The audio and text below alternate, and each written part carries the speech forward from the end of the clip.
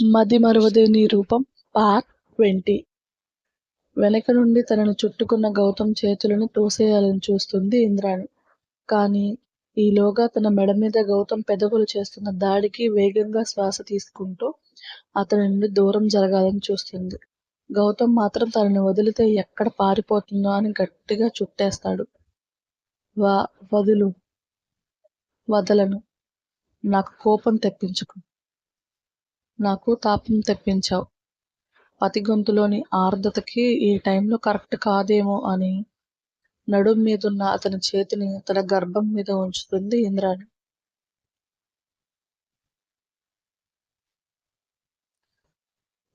నేను చెక్ చేసిన డాక్టర్ని అడిగాకే ఈ స్టెప్ తీసుకున్నాను. Please sweetie, I want you. అతని మాటల్లో మ్యాజిక్కి ఎస్ అనక తప్పదు ఆమెకి. ఇంద్రాణి నుండి వచ్చిన అనుమతికి ఆమెను ముద్దుల్లో ముంచెత్తి బెడ్ పైకి చేరుస్తాడు. స్వీటీ, హా, నీకిష్టమేనా అని ఆమె కళ్ళల్లోకి చూస్తాడు. అన్ని రోజులుగా తను పడిన బాధ, కార్చిన కన్నీరు ఆ క్షణం గుర్తురాదు ఆమెకి. కేవలం అతని స్పర్శ కోసం ఆరాటపడే ఆమె వారి మలి సంగమానికి ఇద్దరి పెదవులు కలిపేసి అనుమతినిస్తుంది. ఆమె నుండి వచ్చిన ఆన్సర్కి అతనిలో నిద్రపోతున్న రొమాన్స్ని బయటికి తీస్తాడు. మొదటిసారి ఒంటి నిండా పంటిగాట్లు పెట్టిన అతను ఈసారి తన ఎంగిలి పెదవులతో ఆమె శరీరాన్ని అభిషేకిస్తాడు.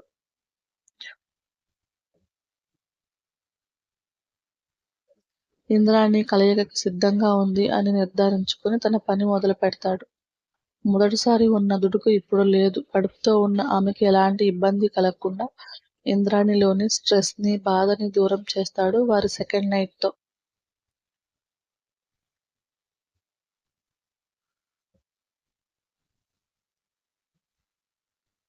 ఆమెను తన గుండెల మీదకి చేర్చుకొని I madly love you sweetie అని ఆమె నుదుటిన మీద ముద్దు పెట్టుకొని అలసిన ఆమెకి తన ఎదని పాన్పుగా మారుస్తాడు. గౌతమ్, చెప్పు స్వీటీ, ఎన్ని రోజులు ఇలా? జస్ట్ 1 వీక్ ఓపిక పట్టు, మన ప్రాబ్లం సాల్వ్ అవుతుంది. ఎలా రా?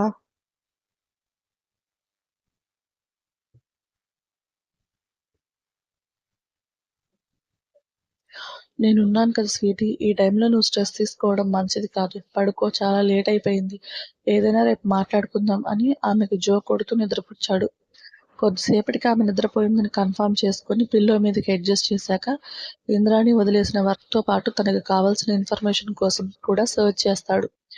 ఎక్కడా ఏ క్లూ తనకి దొరకపోవడంతో ఎవరిని ఎరగా వేస్తే బయటకు వస్తావురా నువ్వు అని దీర్ఘంగా ఆలోచనలో ఉన్న టైంలో ఇంద్రాణి నిద్రలో అతని కోసం తడుముకోవడం చూసి చేసిన వర్క్ సేవ్ చేసి ఆమె పక్కన చేరిపోయి ఎన్ని రోజుల తర్వాత దొరికిన తన సతి సహచరణలో నిద్రలోకి జారుకుంటాడు.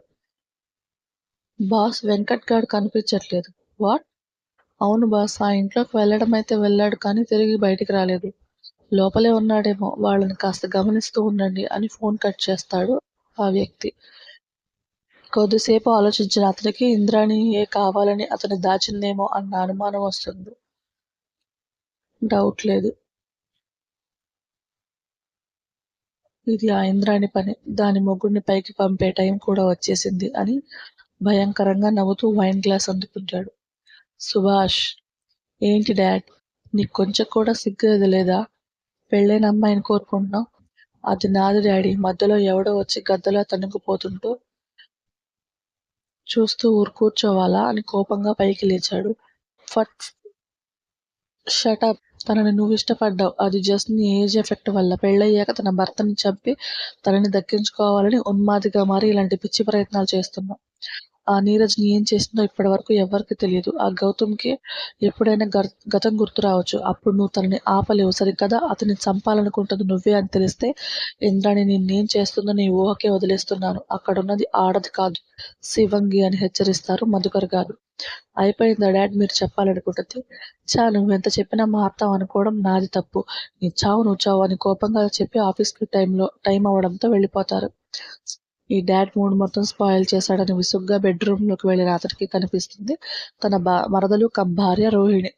ఆమెను చూడగానే కోపం పీక్స్ చేరడంతో బెడ్ మీద నుండి కిందకి నెట్టేసి, ఏంటే దర్జాగా నీ బాబు సొమ్మేదో ఇక్కడున్నట్టు కూర్చున్నావు, నా రూమ్లోకి రావద్దని ఎన్నిసార్లు చెప్పాను అని కోపంగా కళ్ళెర్ర చేసి అడుగుతాడు. పెళ్ళైనప్పటి నుండి అది తనకి మామూలే కాబట్టి మౌనంగా లేచి నిలబడి బయటికి వెళ్ళిపోవాలనుకుంటుంది. ఏయ్ ఏంటి అన్నట్టు చూస్తున్న ఆమెకి చికెన్ తీసుకురా మందులోకి అని పొగరగా చెప్పి హాల్లో ఆపిన మందు బెడ్రూమ్లో కంటిన్యూ చేస్తాడు. అతను చెప్పినట్టు చికెన్ ఫ్రై చేసి అతని ముందు పెట్టి పక్కనే నిలబడుతుంది రోహిణి. ఆమెను పట్టించుకోకుండా ఫుల్గా తాగి తిని పిచ్చి పిచ్చిగా వాగుతూ బెడ్ మీద పడిపోతాడు. అతను మత్తులోకి వెళ్ళాక కన్నీళ్లతో బెడ్ అంతా క్లీన్ చేసి అతని షూస్ తీశాక బెడ్షీట్ కప్పేసి బయటికి వచ్చేస్తుంది. ఎదురుగా ఉన్న మేనత్త అయిన సురేఖను చూసి విసుగ్గా అక్కడి నుండి వెళ్ళిపోతుంది. భగవంతుడా! వీడి ఆగడాలు ఎన్నాళ్ళు భరించాలి స్వామి! నా కోడలికి మంచి రోజులొచ్చి భర్తతో సంతోషంగా ఉండేలా చూడు అని మనసులో ప్రార్థిస్తారు. వేరే గదికి వెళ్ళిన రోహిణి కన్నీళ్లతో బెడ్ మీద పడిపోయి సుభాష్తో తన పెళ్లి జరిగిన పరిస్థితి గుర్తు తెచ్చుకుంటుంది. మధుకర్ గారు ఇంద్రాణి కంపెనీలో one of the board member. అనుకోకుండా మీటింగ్స్ టైంలో సుభాష్ని తన కొడుకుగా ఇంట్రడ్యూస్ చేయడానికి తీసుకొస్తారు. అదే టైంలో ఇంద్రాణిని చూసిన అతనికి తన యాటిట్యూడ్, పొగరు, అందం అన్నీ తనకి అట్రాక్ట్ అయ్యేలా చేస్తాయి. ఎందుకంటే తను చూసిన అమ్మాయిలకి ఇంద్రాణికి ఎక్కడా పోలికే ఉండదు.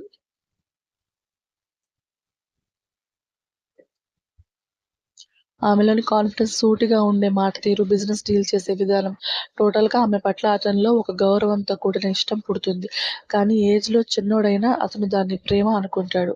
మధుకర్ గారికి ఈ విషయం చెప్తే తనకి నీకు సెట్ అవ్వదు, ఏజ్ ఒక్కటే ప్రాబ్లం కాదు, ఇంకా చాలా విషయాల్లో నువ్వు తనకి తగిన వాడివి కాదు అని సున్నితంగా చెప్పాలని చూస్తారు. సుభాష్లో చురుకుతనంతో పాటు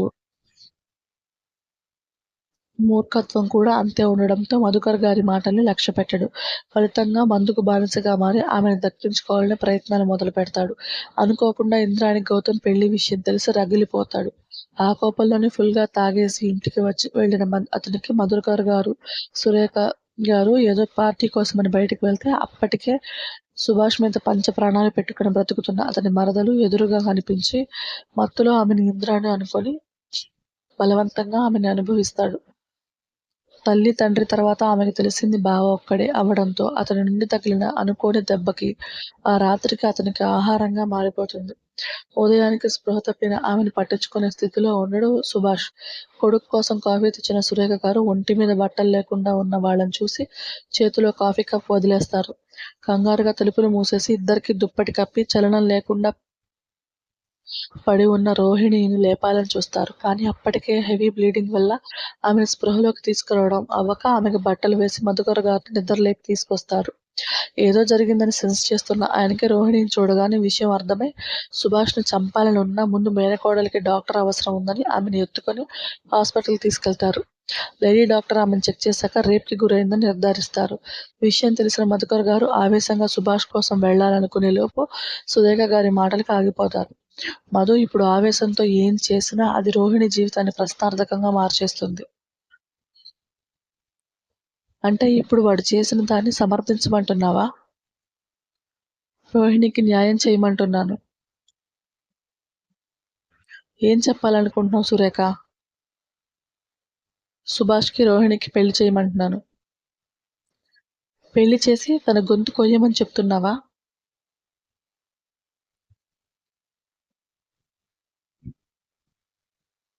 భార్యాభర్తల బంధం గొప్పదండి. ఏ రోజుకైనా వాడిలో మార్పు వస్తుంది. నన్ను నమ్మండి అని మధుకర్ గారిని ఒప్పించడానికి ఆవిడకి దేవుడు కనిపిస్తాడు. అయినా తన మేనకోడలి జీవితం బాగుండాలని కష్టంగా ఆయన దగ్గర మాట తీసుకుని రోహిణిని ట్రీట్ చేస్తున్న డాక్టర్ దగ్గరికి వెళ్తారు.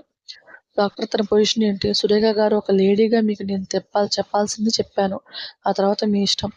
డాక్టర్ మాటలకి ఎలాంటి వార్త వినాల్సి వస్తుందో అని గుండెని చిక్కబట్టుకుంటారు.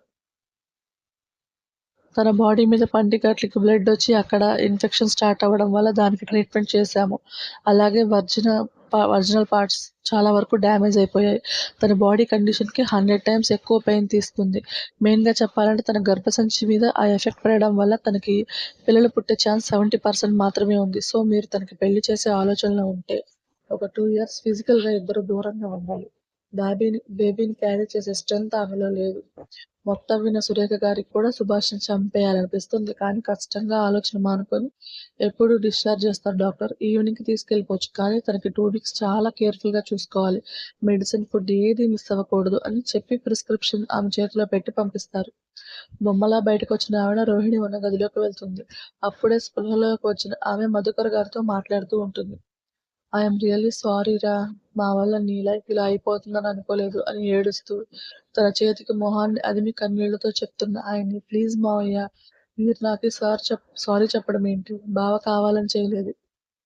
తాగిన మైకంలోనే చేశాడు. తప్పు బావ చేస్తే మీరు సారీ చెప్పడం ఏంటి అని అంటుంది. తప్పు వాడు ఈయన కాదే, నేను చేశాను. లేక లేక పుట్టిన కొడుకుని గారాబం చేసి చెడగొట్టాను. నన్ను క్షమించవే అని రోహిణి ఇంకోవైపు వెళ్లి కన్నీళ్లతో ఆమె చెయ్యి పట్టుకుంటారు. ఏంటత్తా నువ్వు కూడా, ప్లీజ్ ఏడవకండి, మీరిలా అయితే నాకు కూడా ఏడుపొస్తుంది అని బాధగా అంటున్న ఆమె మాటల్ని మధ్యలోనే ఆపేస్తాయి మధుకర్ గారి మాటతో. నీకు సుభాష్‌కి నెక్స్ట్ మంత్ పెళ్లి రోహి. ఇది ఫిక్స్. ఎవరు అవునన్నా కాదన్నా జరుగుతుందని అక్కడి నుండి సుభాష్ దగ్గరికి వెళ్తారు. ఏంటత్తయ్య మావయ్య ఏం అంటున్నాడు? నాకు బావకి పెళ్ళేంటి? బావ ఒప్పుకోడు. బావకి ఇష్టం లేకుండా నేను పెళ్ళికి ఒప్పుకోను. రోహిణి నువ్వెన్ని చెప్పినా నేను వినను. నీ పెళ్లి బావతోనే కాదు కూడదు అంటే నా శవాన్ని చూస్తావు అని తన చెయ్యి ఆమె తల మీద పెట్టుకొని లాక్ చేస్తారు. నిస్సహాయంగా సురేఖ గారి వంక చూసి ఈ పెళ్లికి సుభాష్ ఒప్పుకోడు కాబట్టి మౌనంగా ఉండిపోతుంది. ఇంటికి వెళ్లిన మధుకర్ గారు సుభాష్ స్పృహ లేకుండా పడుకోవడం చూసి పనివాళ్లతో చెప్పి అతన్ని దుప్పటితో సహా స్విమ్మింగ్ పూల్ లో విసిరేస్తారు. ఊపిరి అందక బయటికి వచ్చిన అతనిని ఎదురుగా తండ్రి కోపంగా ఉండడం కనిపించి, డాడ్ మీకేమైనా పిచ్చి పట్టిందా? ఎందుకు నన్ను వాటర్లో పడేశారని అరుస్తూ బయటకొస్తాడు. నీ వల్ల ఒక ఆడపిల్ల జీవితం నాశనమైంది కదరా దుర్మార్గుడా అని ఆయన బెల్ట్ బయటికి లాగి విరిగిపోయేదాకా కొడతారు. అసలు ఏం జరిగిందో అర్థం కాని సుభాష్ తాగిన మత్తు దిగాక ఆయన కొట్టిన దెబ్బలు తట్టుకోలేక అలానే స్పృహ తప్పి పడిపోతాడు. డాక్టర్ని ఇంటికి పిలిపించి మెడిసిన్ ఇచ్చాక ఈవినింగ్‌కి ఇంటికొచ్చిన భార్యని, కోడల్ని చూసి విషయం చెప్పి అక్కడ ఉండలేక ఆయన రూమ్‌కి వెళ్ళిపోతారు. సురేఖ గారు ముందు రోహిణిని తన గదిలో పడుకోబెట్టాక సుభాష్ కోసం వెళ్తారు. స్పృహ లేకుండా పడి ఉన్న కొడుకుని చూసి కన్నపేగుకు బాధ కలిగిన సాటి ఆడదానిగా రోహిణి బాధ ముందు అతని బాధ పట్టదు. డాక్టర్ ఇచ్చిన ఆయింట్మెంట్ దెబ్బలకి రాసి మౌనంగా ఆ గది నుండి వెళ్ళిపోతారు. తెల్లారి నిద్రలేచిన సుభాష్‌కి ఒళ్లంతా గుల్ల చేసినట్టు అనిపించి లేచి కూర్చుంటాడు. అప్పుడే లోపలికొచ్చిన సురేఖ గారు కాఫీ తెచ్చి టేబుల్ మీద పెట్టి అతని వంక చూడకుండా వెళ్ళిపోతారు.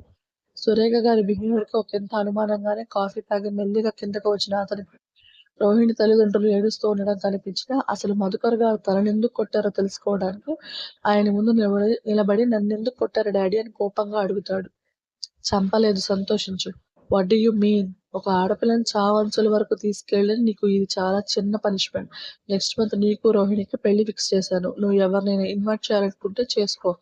ఏం మాట్లాడుతున్నావు డాడీ? నాకు తనకి పెళ్ళేంటి అని పళ్ళు బిగబట్టి అడుగుతాడు. నీ పశుబలానికి తన జీవితం నాశనం అయిపోయింది కాబట్టి నువ్వే తనని పెళ్లి చేసుకోవాలి అని అంతకంటే ఎక్కువగా అరిచి చెప్తారు మధుక గారు. నేనేం చేశానో క్లియర్‌గా చెప్పండి. అంతేకాని ఇలా దొంగ తిరుగుడు మాటలొద్దని విసుగ్గా అంటున్న అతని చెంపలు పగిలిపోతాయి వాళ్ళమ్మ కొట్టిన దెబ్బలకి. షాకింగ్‌గా వాళ్ళమ్మని చూస్తూ "నువ్వు నన్ను కొట్టావా? కానీ ఎందుకమ్మా?" అని కన్నీళ్లతో అంటున్న అతన్ని రోహిణి గదికి తీసుకెళ్లి డోర్ లాక్ చేశాక అప్పుడే డాక్టర్ వచ్చి ఇంజెక్షన్ చేసి వెళ్ళడం వల్ల మత్తుగా నిద్రపోతున్న ఆమె బాడీ పైన మ్యాగజైన్ తప్పించి తను చేసిన అరాచకం అతని కళ్ళకు చూపిస్తారు. చూపు పక్కకు తిప్పేసిన అతన్ని ఏరా చూడడానికి కష్టంగా ఉంటే నీ వల్ల తను పడిన బాధకి నిన్నేం చెయ్యాలి అని అడుగుతారు. మెల్లిమెల్లిగా మొత్తం గుర్తు రావడంతో వద్దు బావా వదిలేయ్ నొప్పిగా ఉంది. బావా ప్లీజ్ బావా వదిలేయ్ నొప్పి తట్టుకోలేకపోతున్నాను అని ఆమె అరిచిన అరుపులు అతని చెవిలో వినిపిస్తుంటే రెండు చెవులు మూసేసి బయటికి వెళ్ళిపోతాడు. స్టోరీ నచ్చితే లైక్ చేసి, షేర్ చేసి, కామెంట్ చేయండి. ప్లీజ్ సబ్స్క్రైబ్ చేసుకోండి. Thank you. టాటా.